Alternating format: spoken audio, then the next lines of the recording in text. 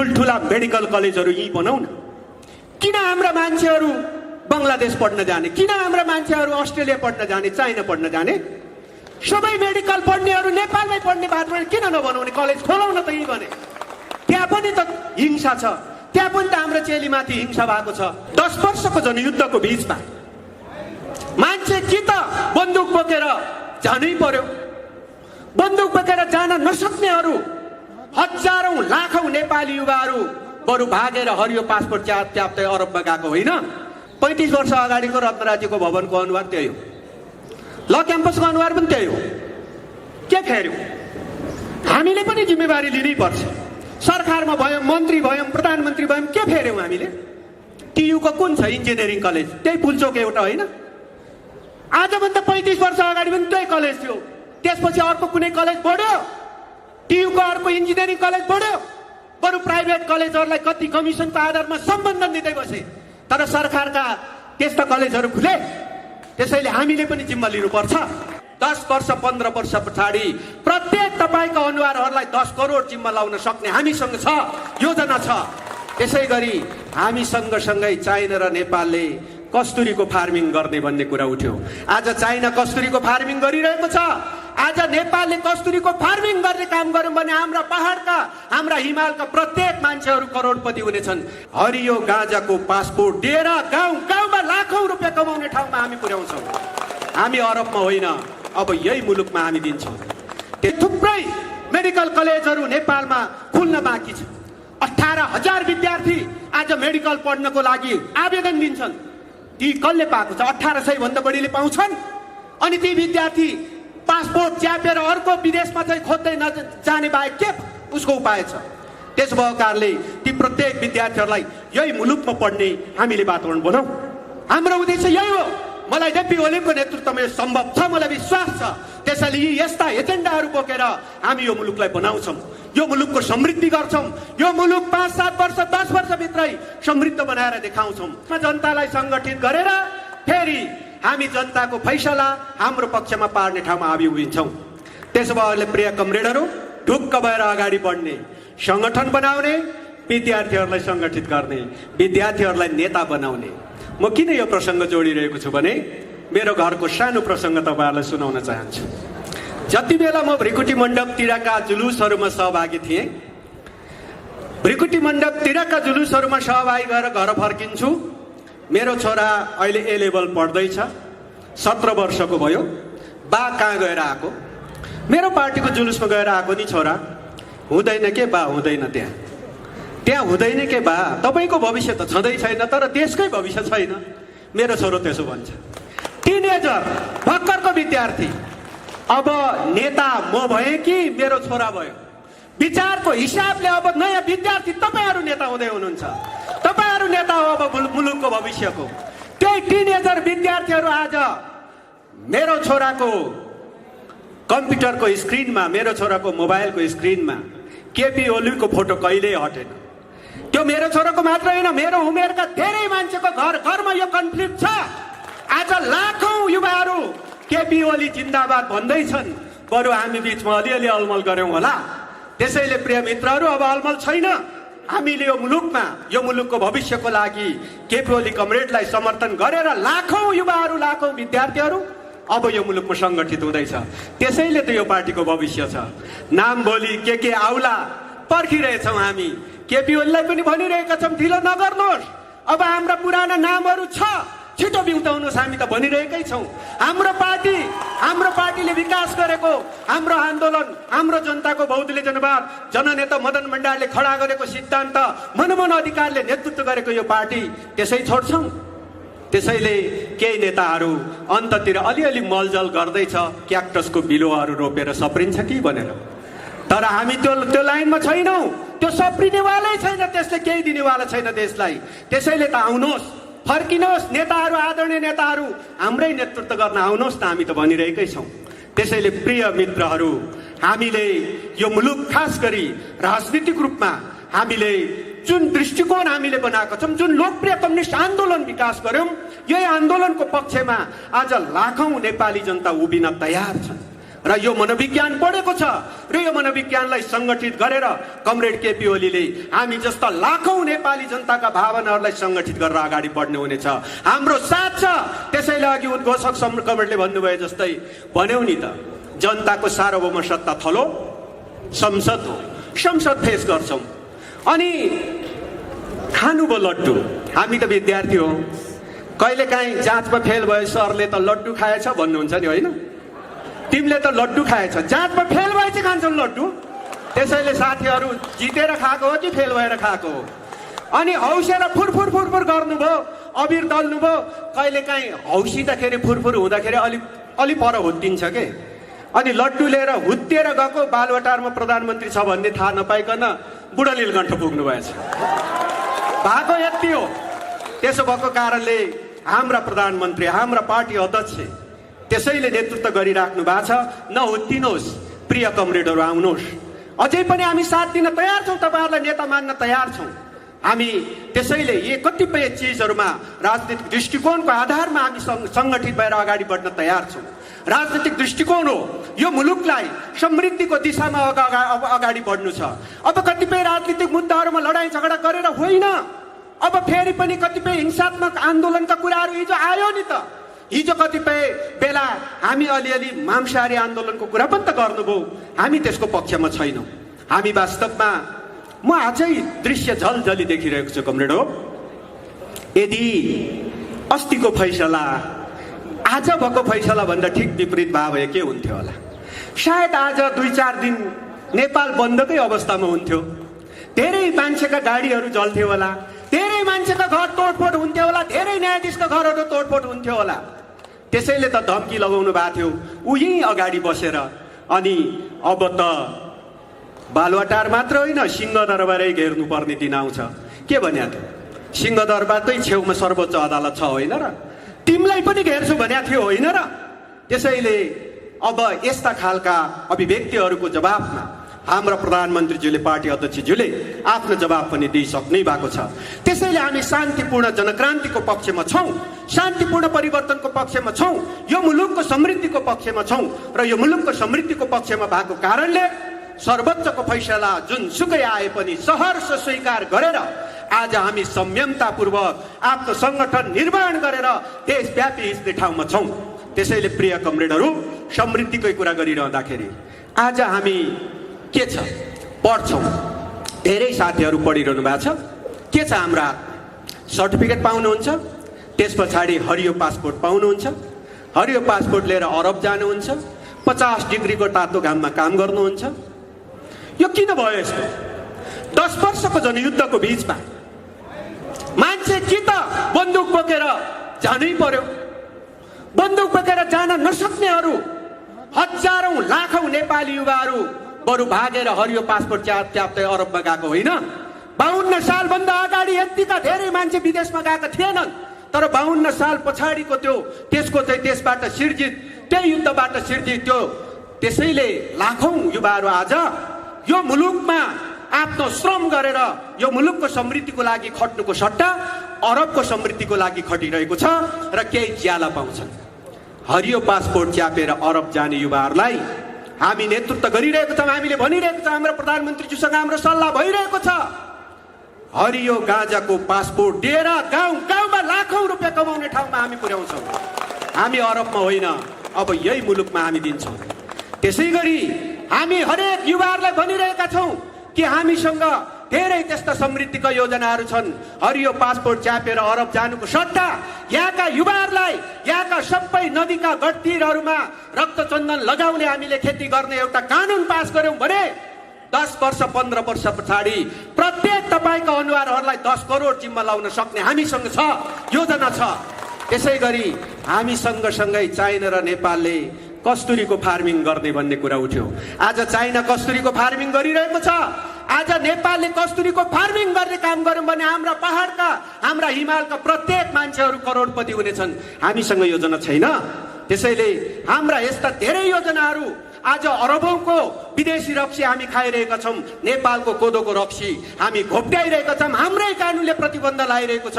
त्यसो गर्दाखेरि यो मुलुकका प्रत्येक दलितहरू, प्रत्येक जनजातिहरू सबै मान्छे धनी हुन सक्छन्। यसको बारेमा योजना हामीसँग छ। त्यसो भएको कारणले हामी अब प्रत्येक नेपाली युवाहरूलाई, हरेक नेपाली आमा दिदीबहिनीहरूलाई, हरेक हाम्रा पछाडि परेका गरिबीमा पिल्सेका हाम्रा नेपाली जनजनलाई धनी बनाउने कार्यक्रम हामीसँग छ। त्यसैले अब आगामी दिनमा हाम्रो पार्टी अध्यक्ष प्रधानमन्त्री केपी शर्मा ओलीको नेतृत्वमा यी सबै कुराहरू हामी पूरा गरेर छोड्छौँ। त्यसै गरी कानुनको सवालमा म भन्न चाहन्छु, हिजो कानुन मन्त्री हुँदाखेरि मैले भने हाम्रो प्रधानमन्त्री केपी शर्मा ओलीले भन्नुभयो भ्रष्टाचार गर्दिन, भ्रष्टाचार गर्नेको मुखै हेर्दिन। उहाँले त्यसो भने पछाडि मैले भने अब यो मुलुकमा प्रत्येक सार्वजनिक पद धारण गरेका प्रत्येक व्यक्तिहरूको सम्पत्ति विवरण सार्वजनिक गर्ने कानुन बनाउँछु भनेर भने। अनि केही सिलसिलामा प्रधानमन्त्रीज्यूले आफ्ना सबै सम्पत्ति तपाईहरुलाई थाहा छ राष्ट्रको नाममा हस्तान्तरण गर्नुभयो। आज प्रत्येक नेताहरूलाई म च्यालेन्ज गर्छु, प्रधानमन्त्री केपी ओलीले त आफ्ना सम्पत्ति राष्ट्रको नाममा हस्तान्तरण गरिराख्नु भएको छ। तपाईहरु अरु नेताहरू आफ्नो सम्पत्ति विवरण त कमसेकम सार्वजनिक गर्न आँट गर्न सक्नुहुन्छ। राष्ट्रको नाममा दिने त कुरै छोड्दिउँ, तर सम्पत्ति विवरण समेत सार्वजनिक गर्न तयार हुनुहुन्न। त्यसैले भ्रष्टाचार अन्त्य गर्ने हो भने यो कानुन हामी ल्याउनु जरुरी छ। त्यसै गरी यो मुलुकका ठुलठुला खरिदहरुमा हुने कमिसनहरु राष्ट्रको ढुकुटीमा हाल्ने हो भने अरबौं रुपैयाँ यो मुलुकको ढुकुटीमा आउँछ। त्यसैले कमिसन कानुन बनाउनै पर्ने हुन्छ। त्यसैले हाम्रो अगुवाई र हाम्रो नेतृत्वमा हाम्रो पार्टीले यसको दृष्टिकोण बनाएर अब कमिसन कानुन बनाउनलाई ढिला गर्नु भएको छैन, कमिसन कानुन बनाउनै पर्नेछ। त्यसै गरी प्रिय मित्रहरू, आज खरिद ऐनको कारणले आज धेरै मान्छेहरू, धेरै योजनाहरू, धेरै कतिपय निर्माण व्यवसायीहरूको हातमा जिम्मा परेर कसको हातमा पर्यो, राष्ट्रिय अब कसको जिम्मा पर्यो तपाईहरुलाई थाहा छ। त्यसले त्यस्ता धेरै मान्छेहरूको जिम्मामा हाम्रा योजनाहरू परेर अलपत्र छोडेको धेरै ठाउँहरू छन्। त्यसैले ती ठाउँहरूमा करेक्सन गर्ने हो भने मुलुक बनाउन धेरै समय पर्खिनु पर्दैन। त्यसैले प्रिय मित्रहरू, हामीले यस्ता कयौं कुराहरूमा हामी अगाडि बढ्यौं भने यो मुलुक बनाउन 5-7 वर्षभन्दा धेरै लाग्दैन। अर्को लागे म शैक्षिक आन्दोलनको कुरा, टोपबहादुरजीले अघि भन्नुभयो 35 वर्षपछि म यहाँ आएँ। यही हो हाम्रो बानी। पढ्यौं, यहाँ आन्दोलन हुँदा विद्यार्थी भयौं, यहाँ आयौं, ल क्याम्पसतिर आयौं, रत्नराज्यतिर आयौं। 35 वर्ष अगाडिको रत्नराज्यको भवनको अनुहार त्यही हो, ल क्याम्पसको अनुहार पनि त्यही हो। के फेर्यौं? हामीले पनि जिम्मेवारी लिनै पर्छ। सरकारमा भयौं, मन्त्री भयौं, प्रधानमन्त्री भयौं, के फेर्यौं हामीले? त्यसैले त मैले कानुन मन्त्री हुँदा भने ठुलठुला मेडिकल कलेजहरू यही बनाऊ न। किन हाम्रा मान्छेहरू बङ्गलादेश पढ्न जाने? किन हाम्रा मान्छेहरू अस्ट्रेलिया पढ्न जाने, चाइना पढ्न जाने? सबै मेडिकल पढ्नेहरू नेपालमै पढ्ने बाटो किन नबनाउने? कलेज खोलौ न त। यही भने त्यहाँ पनि त हिंसा छ, त्यहाँ पनि त हाम्रो चेलीमाथि हिंसा भएको छ। यही कुरा बोल्या होइन? त्यस कारणले मैले छोड्नु पर्यो। त्यसैले प्रिय विद्यार्थी छात्र एन महर्जीलाई मैले, तपाईँ विद्यार्थीको नेता, ल क्याम्पसमा तपाईहरुलाई थाहा छैन, धेरै लका स्टुडेन्टहरू पनि यहाँ हुनुहुन्छ होला। एलएलबी पढ्न कति मान्छेले भर्ना हुन खोज्छ थाहा छ? हजारौं हजार मान्छे, तर यहाँ कोटा छैन।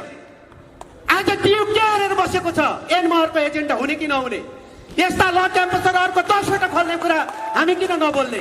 हाम्रो अखिलले किन नबोल्ने? अनि त्यसै गरी टियुको कुन छ इन्जिनियरिङ कलेज? त्यही पुल्चोक एउटा होइन? आजभन्दा 35 वर्ष अगाडि पनि त्यही कलेज थियो। त्यसपछि अर्को कुनै कलेज बढ्यो? टियुको अर्को इन्जिनियरिङ कलेज बढ्यो? बरु प्राइभेट कलेजहरूलाई कति कमिसनको आधारमा सम्बन्धन दिँदै बसे, तर सरकारका त्यस्ता कलेजहरू खुले। त्यसैले हामीले पनि जिम्मा लिनुपर्छ। एनजी तपाईको एजेन्डा यो हुनुपर्छ। यो एजेन्डा बनाएन भने तपाईँ यी विद्यार्थीहरूलाई कसरी सङ्गठित गर्नुहुन्छ? त्यसैले तपाईको एजेन्डा यो हुनुपर्दछ। त्यस्तै गरी त्यस्तै थुप्रै मेडिकल कलेजहरू नेपालमा खुल्न बाँकी छ।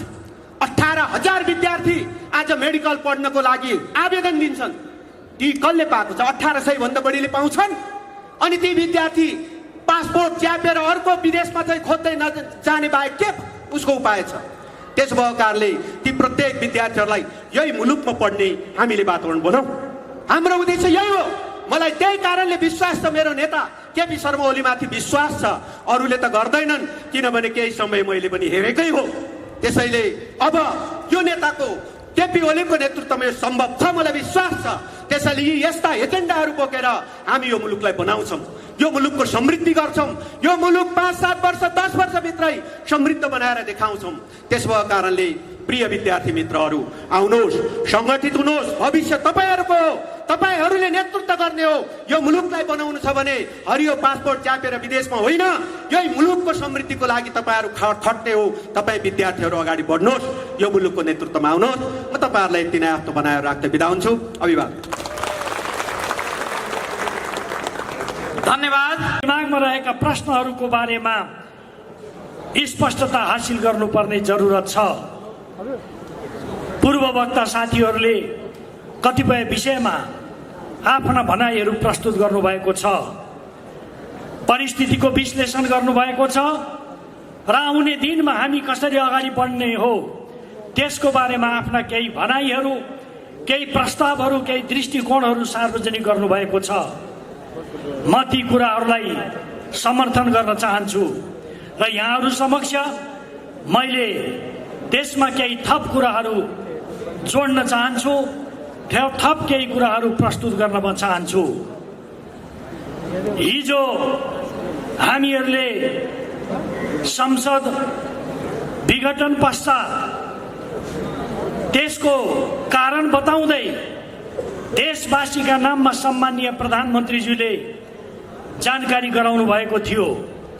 हामीहरू सबै त्यस कुराप्रति सिङ्गो मुलुक कन्भिन्स थियो कि वास्तवमा ताजा जनादेश किन जरुरी छ, यो ताजा जनादेशमा किन जानु पर्यो र यो ताजा जनादेशले प्राप्त गर्ने उद्देश्यहरू के हुन् त्यसको बारेमा हामीले त्यसबेला छलफल गरेका थियौँ। एउटा कुरामा हाम्रो जोड थियो, त्यो जोड दिएको कुरा के हो भने हामीहरू यो मुलुकबाट राजनीतिक अस्थिरतालाई अन्त गर्न चाहन्छौँ।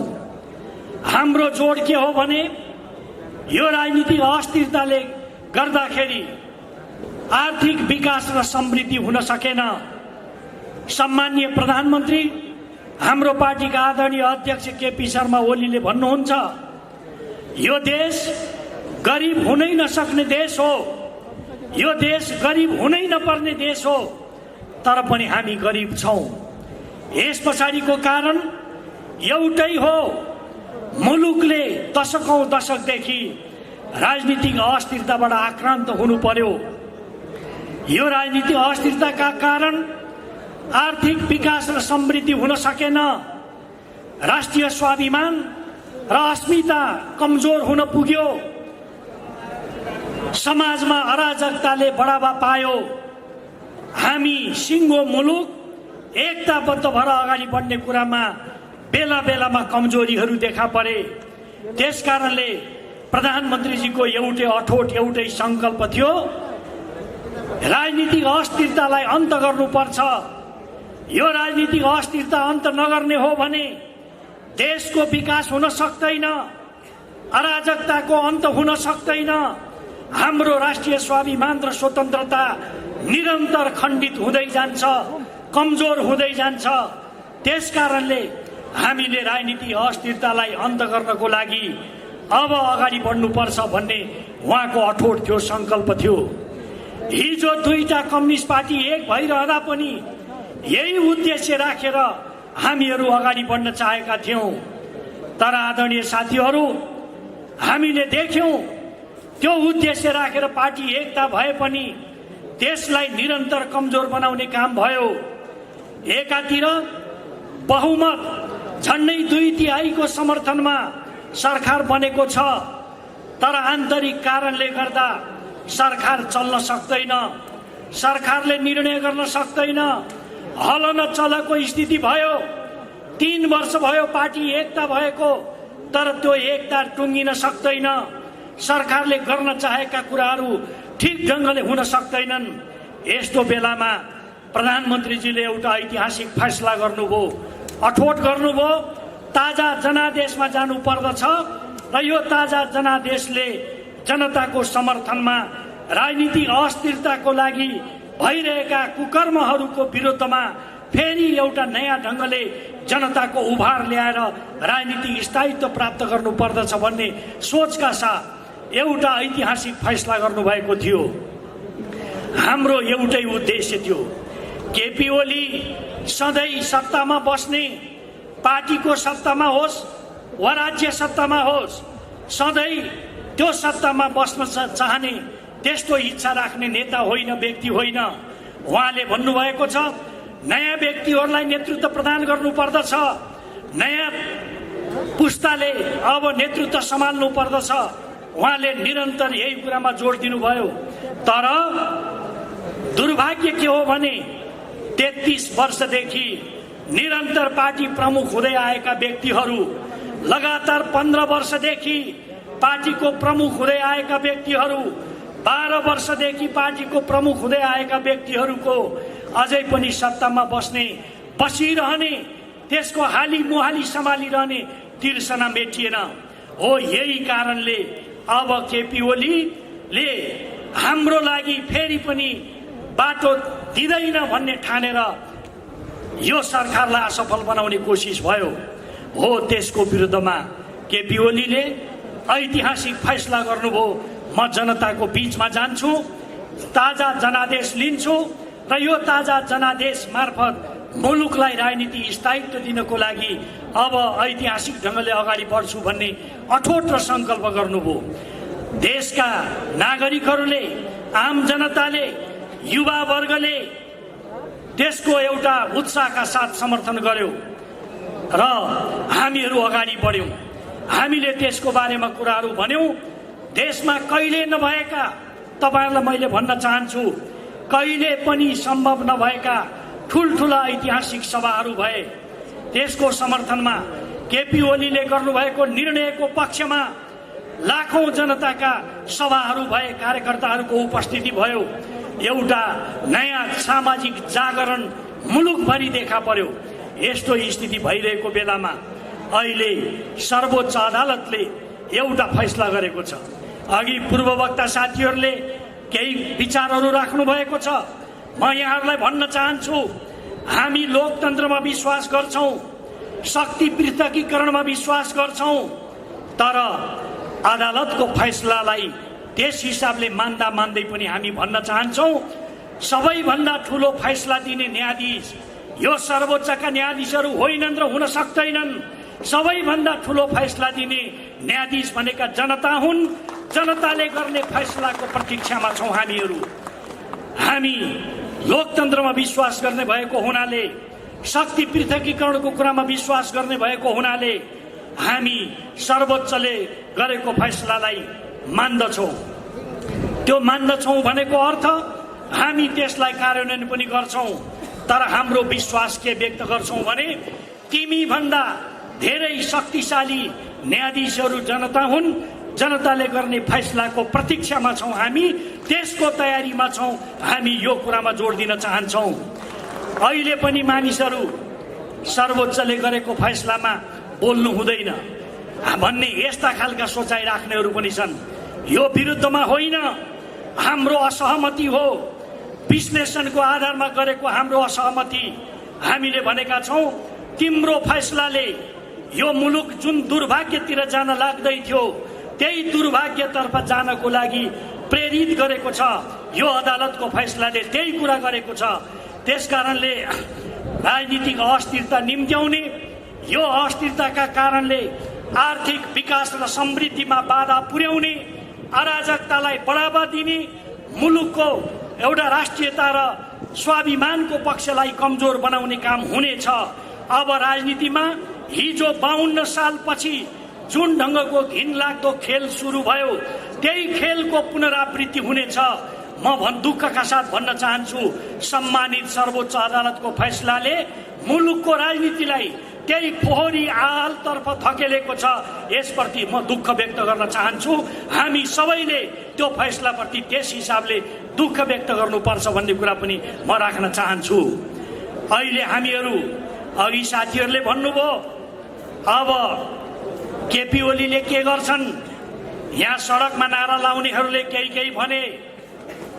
एकजना प्रचण्ड र माधव नेपालको नेतृत्व रहेको त्यो गुटमा रहेको एकजना व्यक्तिले भन्दै थिइन्,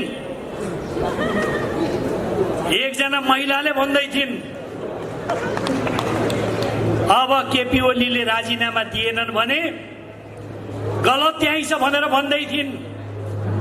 म चुनौतीका साथ भन्न चाहन्छु, केपी ओली र केपी ओलीले नेतृत्व गरेको यो नेपाल कम्युनिस्ट पार्टी, त्यसका सबै नेता कार्यकर्ताहरू त्यो गुण्डागर्दी र हिंसात्मक बोलीको प्रतिवाद गर्न तयार छन्। त्यो हिंसात्मक बोली नबोले हुन्छ। तिमीले हिजो 10 वर्षसम्म गरेको हिंसात्मक वारदातको विरुद्धमा नेपाली जनताले प्रतिवाद गरे। अहिले तिमीले गल्लीमा भुक्दै गरेको त्यो कुरालाई हामी कुनै अर्थ राख्दैनौ, त्यसको प्रतिवाद गर्छौं। यो चीज बुझ्नु जरुरी छ। र केपी ओलीले नेतृत्व गरेको नेकपा लोकतन्त्रमा विश्वास गर्छ। कहिले हाम्रा कुरा होलान्, कहिले नहोलान्, कोही बात छैन।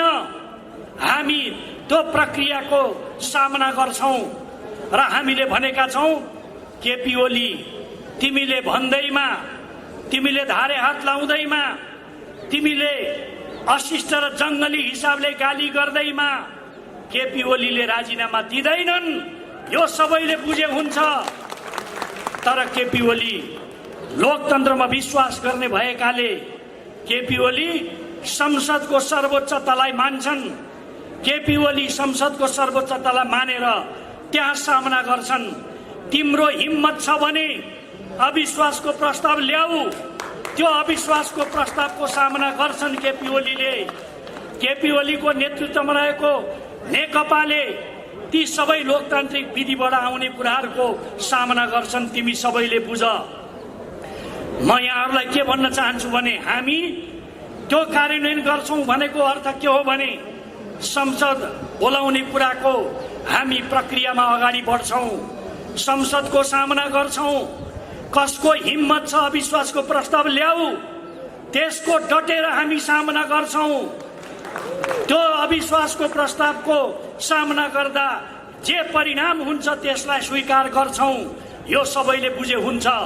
हामी अहिले तत्कालीन रूपमा तिमीले गरेका उदण्ड व्यवहारका कारणले, तिमीले गरेका गलत कुराका कारणले अहिले तत्काल राजनीतिक अस्थिरता फेरि सिर्जना हुने, मुलुकको आर्थिक विकास र समृद्धितर्फ जुन यात्रा जारी थियो त्यो यात्रा केही समयको लागि अवरुद्ध हुने, राष्ट्रिय स्वाभिमान र राष्ट्रिय अस्मितालाई केही आँच पुग्ने, समाजमा अराजकतालाई केही बढावा दिने कुरा हुन सक्छ। तर नेपाल कम्युनिस्ट पार्टी, केपी ओलीको नेतृत्वको नेपाल कम्युनिस्ट पार्टी सग्लो छ। त्यो नेपाल कम्युनिस्ट पार्टीले ती सबै चिजको प्रतिवाद गर्छ। यो म तिमीलाई चुनौतीका साथ भन्न चाहन्छु। र अहिले यहाँहरू समक्ष मैले भन्नु पर्दछ, यो अनेरा सोभियो राष्ट्रिय राजनीतिमा देखा परेको यो सबै चिजबाट थोरै पनि भ्रममा पर्नु हुँदैन, अलिकति पनि विचलित बन्नु हुँदैन। र अहिलेको यो जटिलतालाई चिन्न सक्नुपर्छ, बुझ्न सक्नु पर्दछ। अहिले कुन कुन तत्त्वहरूबाट अभिप्रेरित भएर यो परिस्थिति सिर्जना गर्न खोजिएको हो, त्यसको उचित ढंगले जवाब दिनुपर्छ। त्यसको लागि हाम्रो बीचमा एकता जरुरी छ, हाम्रो बीचमा संगठनात्मक व्यवस्थापन जरुरी छ। सबैलाई समेटेर लिएर जानुपर्ने अहिलेको आवश्यकतालाई राम्ररी बुझ्नुपर्ने जरुरत छ। म साथीहरूलाई आग्रह गर्न चाहन्छु, यसरी मात्रै हामीहरूले अहिलेको यो चुनौतीको सामना गर्न सक्छौं। तपाईहरू कहीँ कतै यसमा के हुने हो, केपी ओलीले बीचमै छोड्छन् कि, यस खालको कुराहरू तपाईहरूलाई लागेको हुन सक्छ। म केपी ओलीको सरकारको टिमको एउटा जिम्मेवार मन्त्री भएको नाताले, सदस्य भएको नाताले म तपाईहरूलाई पूर्ण जवाबदेहीका साथ भन्न चाहन्छु, केपी ओली लोकतन्त्रमा विश्वास गर्ने, संस्थागत ढंगले लोकतान्त्रिक ढंगले गरिएका अभ्यासहरूमा विश्वास गर्ने व्यक्ति भएको हुनाले संसदको सामना गर्नुहुन्छ। संसदको नेपाली जनता समक्ष आफ्नो लोकतन्त्रप्रतिको प्रतिबद्धतालाई फेरि एकपटक प्रमाणित गर्नुहुन्छ। तर सडकमा भुसिया कुकुर जस्तो कराउनेहरूले नारा लाउँदै केपी ओलीले आफ्नो जिम्मेवारीबाट कहिले पनि पेन्सन हुने छैन। यो चिज म तपाईहरुलाई विश्वास दिलाउन चाहन्छु। अहिलेको अवस्थामा हामीहरू के सोचिरहेका छौं भने अब यो चुनौती जो आयो, यो चुनौतीले पार्टीलाई नयाँ ढंगले निर्माण गर्नुपर्ने आवश्यकता छ। अब कम्युनिस्ट पार्टी हिजोका जस्तो यो चाहिँ एकदम ढिला ढाला तालले हिजोका जस्तो एकदम चल्ते चलाते हिसाबले कम्युनिस्ट पार्टी बन्दैन। अब नयाँ ढंगले कम्युनिस्ट पार्टी बन्छ। त्यो नयाँ ढंगले बन्ने कम्युनिस्ट पार्टीको योग्यतम नेता र कार्यकर्ता हुनको लागि तपाईहरु पंक्तिबद्ध हुनुपर्दछ। म तपाईहरुसित यही आशा र विश्वास गर्न चाहन्छु। अब यो चुनौतीको बीचमा हामीले पार्टीलाई नयाँ ढंगले बनाउँछौं। यो नयाँ ढंगले बन्ने कम्युनिस्ट पार्टी यी सबै फोहोर महिलाहरू रहने छैनन्। यी पार्टी सत्ता कब्जा गरेर दशकदेखि बस्दै आएका यी पात्रहरू रहने छैनन्। नयाँ युवाहरू, नयाँ पुस्ताका मानिसहरू कम्युनिस्ट पार्टीको नेतृत्वमा आउनेछन्। हो, त्यस्ता नयाँ पुस्ताको नेतृत्वमा रहेका कम्युनिस्ट पार्टीले अब नयाँ ढंगले कम्युनिस्ट पार्टीलाई अगाडि बढाउनेछन्। म तपाईहरु समक्ष उभिएर बोलिरहँदा, तपाईहरुको अनुहार र आँखामा हेरेर बोलिरहँदा वास्तवमा भोलिको दिनमा यो कम्युनिस्ट पार्टीको एउटा योग्यतम नेता र कार्यकर्ताको तस्बिर सम्झिरहेको छु। तपाईहरु त्यस हिसाबले तयार रहनुहोस् भन्ने कुरा म आग्रह गर्न चाहन्छु। यो सँगसँगै अब हाम्रो आन्दोलन नयाँ ढंगले अगाडि बढ्छ। त्यो आन्दोलन भनेको सडकमा त्यतिकै अनुत्तरदायी ढंगले हिजो यो मांसाहारी बोली बोल्नेहरूको जस्तो होइन, हाम्रो पूर्ण जिम्मेवारीका साथ, जवाबदेहिताका साथ, जनतालाई साथ लिएर हाम्रो आन्दोलन परिचालन हुनेछ। त्यो आन्दोलन भनेको नारा जुलुसको मात्रै कुरो होइन। त्यो आन्दोलन भनेको जनतालाई जागरण गर्ने, जनतालाई जागृत गर्ने यो जागरणको आन्दोलन हुनेछ। हाम्रो देशभक्तिका विषयहरू हुनेछन्, राष्ट्रिय स्वाभिमानका विषयहरू हुनेछन्, आत्मनिर्भरताका कुराहरू हुनेछन्, आर्थिक विकास र समृद्धिका कुराहरू हुनेछन्, समाजमा अराजकता अन्त हुनुपर्छ भन्ने विषयहरू हुनेछन्। यी मुद्दाहरूमा हामी जनताको बीचमा एउटा नयाँ जागरणको अभियान लिएर अगाडि बढ्नेछौँ। म तपाईहरुलाई के भन्न चाहन्छु भने अहिले हाम्रो पार्टी जीवनमा एउटा चुनौती आयो। यो चुनौतीका कारणले हामी कतिपयलाई दुखित तुल्याएको छ, हामी मर्माहत पनि भएका छौं। तर यो चुनौतीको टाउकोमा टेकेर हामी नयाँ सम्भावनातर्फ अगाडि बढ्छौं र यो नयाँ सम्भावनातर्फ अगाडि बढिरहँदा हामीले हाम्रो पार्टीलाई नयाँ ढंगले बनाउने, हामीले नेतृत्व गरेको आन्दोलनलाई नयाँ ढंगले लैजाने, लोकतान्त्रिक मूल्य मान्यतालाई नयाँ ढंगले स्थापित गर्ने, सत्ताका भोकाहरू, सत्ता नभई बस्न नसक्नेहरू, कुण्ठा पालेर बस्नेहरू, सधैँभरि अन्तर्विरोधमा खेलेर ढाडमा टेकेर टाउकोमा हान्न पल्केकाहरू, ती सबैलाई हामी पराजित गर्नेछौँ र नयाँ ढंगले पार्टी र आन्दोलनलाई निर्माण गर्नेछौँ। यस हिसाबले हामीले यो बुझ्नुपर्ने जरुरत छ। म साथीहरूलाई भन्न चाहन्छु, कुनै बेला म पनि अनेरा सोभीको विद्यार्थी थिएँ। यस्तो ठाउँको विद्यार्थी जो कहिले अनेरा सोभीले जितेको थिएन। सधैँभरि नेभी संघले जित्थ्यो, सधैँभरि नेभी संघले जित्ने जनकपुर कलेजको म विद्यार्थी थिएँ। त्यसबेला अनेरा सोभीमा हामी जब लाग्यौं, पहिलो पटक इतिहासमा अनेरा सोभीले जनकपुर क्याम्पसमा जित्यो र त्यो अनेरा सोभीको चुनावमा सबैभन्दा धेरै भोट ल्याएर जित्ने अनेरा सोभीको विद्यार्थी म थिएँ। म तपाईहरु समक्ष उभिएर जब कुरा गर्छु, मलाई ती दिनहरू सम्झना हुन्छन्। गर्वबोध हुन्छ कि वास्तवमा अनेरा सोभी भनेको अहिलेको यो कम्युनिस्ट पार्टीलाई नेतृत्व गर्ने व्यक्तिहरूको एउटा यो नर्सरी हो। यही नर्सरीबाट भोलि कम्युनिस्ट आन्दोलनलाई नेतृत्व गर्नेहरूको पंक्ति तयार हुन्छ। तपाईहरु त्यो सपना बोकेर अगाडि बढ्नुस्। त्यसो भयो भने मात्रै हाम्रो पार्टी, हाम्रो आन्दोलन ठीक ढंगले अगाडि बढ्न सक्छ। मैले तपाईहरुलाई यो कुरा भन्न चाहन्छु, सधैँभरि अनेरा सोभीमा मात्रै होइन, एउटा निश्चित स्थितिसम्म अनेरा सोभीमा बसिन्छ। पार्टीको जिम्मेवारी लिएर हामीले जनतालाई संगठित गर्ने, परिचालित गर्ने काममा लाग्नुपर्ने जरुरत छ। तपाईहरुसित म यो आशा र अपेक्षा पनि गर्न चाहन्छु। मैले तपाई अनेरा सोभीका विद्यार्थी साथीहरुसित उभिएर कुरा गरिरहँदा मलाई ती दिनहरू सम्झना हुन्छन्। हामीहरू एउटा सपना बोकेर त्यो अनेरा सोभीले नेतृत्व गरेको आन्दोलनमा लागेका थियौं। वास्तवमा त्यो सपना सधैँभरि देखिरहनु पर्छ। म साथीहरूलाई भन्न चाहन्छु, हामीहरू यस्तो बेलामा, चुनौतीको बेलामा उभिरहँदा, जहिले पनि सङ्कटको बेलामा प्रष्ट बोल्न सिक्नु पर्यो। प्रष्ट नबोल्नेहरू यसो हेर्नुपर्छ है, विचार गर्नुपर्छ, के हो भनेर बस्ने कतिपय व्यक्तिहरू हुन्छन्। हामीले त्यस्तो हुनु हुँदैन। आधारभूत रूपमा कुरा सही देखेपछि त्यो सही कुराको पक्षमा दृढतापूर्वक उभिनुपर्छ। दृढतापूर्वक उभिएर मात्रै हामी गन्तव्यतर्फ जान सक्छौँ। हामीहरूले आफ्नो ठाउँमा खुट्टा दह्रो ढङ्गले टेक्नुपर्छ। त्यो आफ्नो ठाउँमा खुट्टा टेक्नु भनेको के हो भने आफ्ना कार्यकर्ता र जनताको बीचमा हाम्रो सम्बन्ध राम्रो हुनुपर्छ। यसो भयो भने हामीलाई कसैले पनि पराजित गर्न सक्दैन। म अहिलेको सन्दर्भमा पनि भन्न सक्छु, जतिसुकै मानिसहरू यताउता अल्मलिएका हुन्, म तपाईँहरूसित आजको मिति सम्झना गर्नुहोला। यो केही दिनको पानीको फोका हो। यो केही दिनमै यो पानीको फोटा फुटेर जानेछ। यिनीहरू पराजित हुनेछन्। यो जुन खालको वितन्नता गरिएको छ, आफ्नो पार्टीको अध्यक्ष प्रधानमन्त्रीलाई हटाउने अनि अर्को पार्टीको सभापतिलाई प्रधानमन्त्री बन्न जाऊ भनेर ठाडै खुट्टा उनीहरू जाने, यस्ता कुपात्रहरू यो कम्युनिस्ट आन्दोलनको नेतृत्वमा रहन सक्दैनन्। उनीहरूलाई हामीले हृदयदेखि नै घृणा गर्न सक्नुपर्छ। लोकतन्त्रको हवाला दिएर, कम्युनिस्ट आन्दोलनको हवाला दिएर आफ्नो कम्युनिस्ट पार्टीको अध्यक्ष प्रधानमन्त्री छ, उसलाई अपमान गर्ने, हटाउने अनि अर्को बैरी पार्टीको प्रमुखलाई प्रधानमन्त्री बनिदिनु पर्यो भनेर अनुरोध गर्न जाने, यो कति लज्जास्पद, कति घृणास्पद कुरा हो। यस्ता पात्रहरू अबको आन्दोलनमा रहने छैनन्। यस्ता पात्रहरू अबको पार्टीको नेतृत्वमा हुने छैनन्।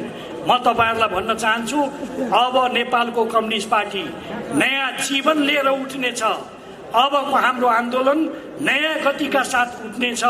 हाम्रो कम्युनिस्ट पार्टीको कार्यदिशा के हुन्छ त्यसको बारेमा हाम्रा नेता कार्यकर्ताले एउटा नयाँ उचाइबाट बहस र छलफल गर्नेछन्। अब हाम्रो संगठन कसरी परिचालन गर्ने यसमा बहस र छलफल गर्नेछन्। अब पार्टीले सरकार चलाउने भनेको के हो यसको बारेमा बहस छलफल गर्नेछन्। म तपाईहरुलाई भन्न चाहन्छु, यी विषयहरुमा, यी मुद्दाहरुमा अब हाम्रो बहस छलफल हुनु पर्दछ। यसरी हामी पार्टीलाई नयाँ ढंगले बनाउँछौं, आन्दोलनलाई नयाँ ढंगले बनाउँछौं र अहिले पूर्ण लोकतान्त्रिक हिसाबले हामी प्रत्येक चुनौतीको सामना गर्छौं। सामना गरेर ती चीजहरुलाई पराजित गर्छौं। हामीले आफ्नो दृष्टिकोणमा कहीं अलमल गर्नुपर्ने जरुरत छैन। म साथीहरुलाई भन्न चाहन्छु, दृष्टिकोणमा अलमल भयो भने हामी गतिका साथ अगाडि बढ्न सक्दैनौं। तपाईहरुसित मेरो आग्रह, मेरो माग के हो भने तपाईहरु यस्ता चुनौतीको बेलामा कहिले कहिले कहिले नअल्मलिनु होला, प्रष्ट बोल्न सिक्नु होला, आफ्नो ठाउँमा दरो ढंगले खुट्टा टेक्न सिक्नु होला। यसो भयो भने कसैले पनि पराजित गर्न सक्दैन।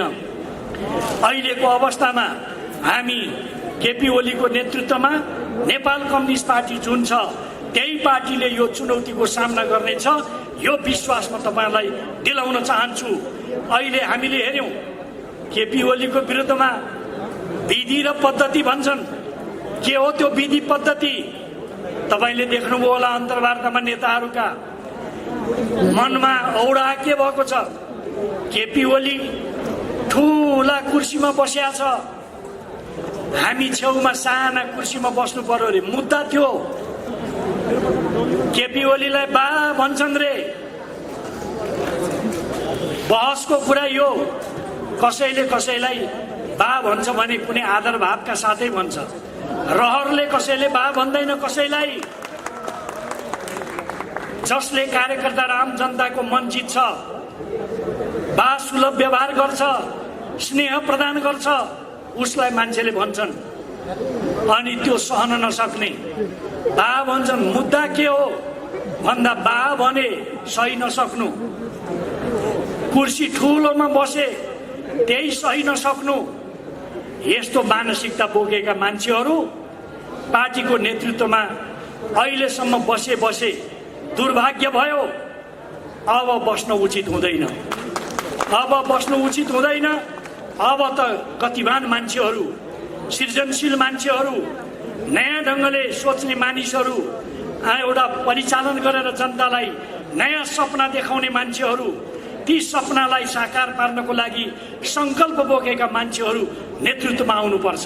त्यस हिसाबले म यहाँहरूलाई के भन्न चाहन्छु भने अहिले कुनै खराब कुरा भयो, विषय त खराब हो, तर त्यो खराब कुराले राम्रो कुरा पनि दिन्छ शिक्षा। हिँड्दा हिँड्दै ठेस लाग्यो, रगत बग्यो, तर त्यसले शिक्षा के दियो भने हिँड्दाखेरि होस पुर्याएर हिँड्नुपर्छ। अर्कोचोटि ठोकर लाग्दैन। हो, यही हो। हिजो पार्टी एकताका बेलादेखि रहेका समस्याहरू अहिले संग्रहित ढङ्गले प्रकट भए। त्यही संग्रहित ढङ्गले प्रकट भएका कारणले यो समस्या अहिले आएको हो। तर म तपाईँहरूलाई विश्वास दिलाउन चाहन्छु, हामी यी सबै चिजलाई पराजित गर्छौँ। लोकतान्त्रिक विधिबाट त्यो मूल्य मान्यतामा उभिएर यी सबै चुनौतीको सामना गर्छौँ र नयाँ ढङ्गले पार्टी र आन्दोलनलाई अगाडि बढाउँछौँ।